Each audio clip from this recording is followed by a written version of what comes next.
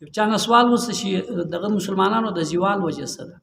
یوازې پاکستان نه د مسلمانانو د زوال وجه څه ده تعداد خو بیخي ډېر د ملکونه هم ډېر دي ورځ تر بلې زوال د دنیا غلامان دي وجه څه ده نو هغې ورته کول پیل کې فرق دی په کول کې چې کومه دعوه ورسره ده په پیل کې هغې ته مخلصه نه دي په پیل کې له ذات سره ذات کې نو دي دا دوه شیان مال ډېر کا شاندار محل پیدا کا شاندار سواری پیدا کا او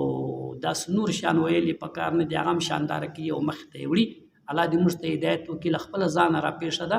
که موږ مخلصه سو دا کم چې غږېږو او په دی مخلصه سو دا کار رب مخې ته وړي خو موږ دروغ وایو که رښتیا ویایو او رښتیا عملي کو پسې دا زه تاسو ته لیکلي در کوم دا کار به مخې له ځي تاریخ ګواه ده قرآن په دا باندې ثبوت ورکوي چې زه ستاسو سره مدد کوم خو که ته مخلصه سوې زه دې تعاون کوم رزق ما سره ده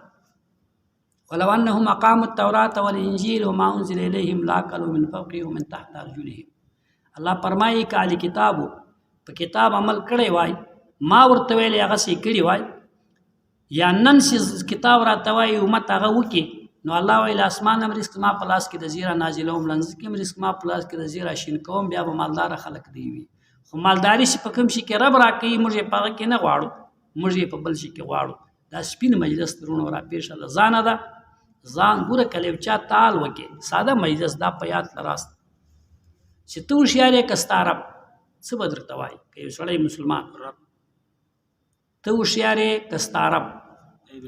دا عقل پوچ دانش چا درکړی دا ستا ذاتي ده که بل چا درکړی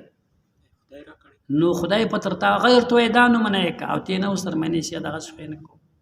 هغه درته وایي دا نومونه یې که بیا په هغه ورسره منې ښې بیا نه نو حالانکې په کلي کې یو هوښیار ته ورځي حال ځینې کې چې زه خو ګوبي ته مې اراده ده پلان چې ته مې بیج راوښی ښه بیج به چیري څنګه یې وکړم څنګه وکړم څنګه به کړي څنګه دا له بله حال کوې به یې کوې د ذمېدارۍ متعلق له یو چا داسې چال کوي چې په ذمېدارۍ باندې لږ ماهره وي تجربه یې وي د دوکاندارۍ متعلق له هغه حال کوې